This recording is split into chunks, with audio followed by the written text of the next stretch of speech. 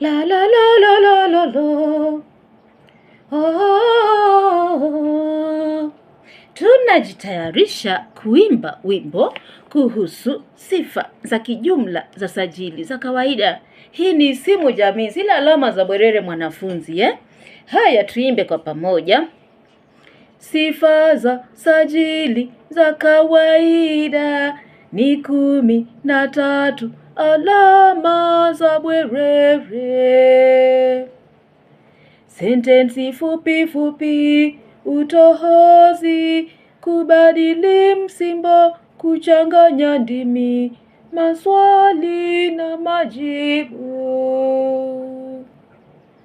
Kukatiza kalima, urudiaji, vihisishi misimu, viziada lugha, sentensi nyepesi.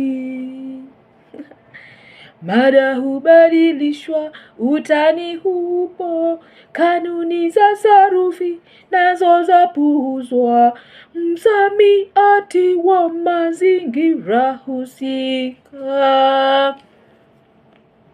Umesikia nini? Umesikia nini katika wimbo huu? 1. Sifa za sajili za kawaida ni 11. Sentensi fupi fupi.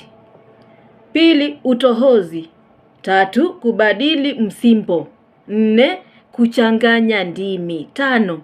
Kuna maswali na majibu. 6. Watu hukatizana kalima. 7. Maneno hurudiwa hasa kwa nia ya kusisitiza ujumbe. 7.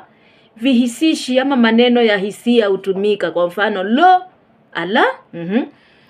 Nyingine misimu hutumiwa, yani yale maneno ya muda, msamiati wa muda ambao unautambua. Ukumbuke misimu ni nini, inatumika sana katika sajili za kawaida. Nyingine ni viziada lugha, hutumika kwa wingi tu, kwa mfano tabasamu kuashiria nini? Furaha. Sentensi nyepesi hutumiwa, yani yale maneno watu hutumia tu sentensi nyepesi, si kwamba wanashindana umahiri wa lugha. Yani nyingine ni mada kubadilishwa. Watu wanaweza wakazungumzia mada nyingi tu kwa kipindi kifupi, kwa maana hawajafungika kwa mada fulani. Watu wanaweza kutumia maneno ya utani, kutaniana, yani inategemea kama ni marafiki. Huwezi kumtania adui yako, usijaribu. Nyingine, kanuni za sarufi zinaweza kupuuzwa. Hapa utaonyesha ngeli ilivyovunjwa, ama umoja na wingi, ama nafsi ilivyopuuzwa. Yani watu wazingatii sarufi. Unasikia? Na mwisho msamiati kimazingira. Asante.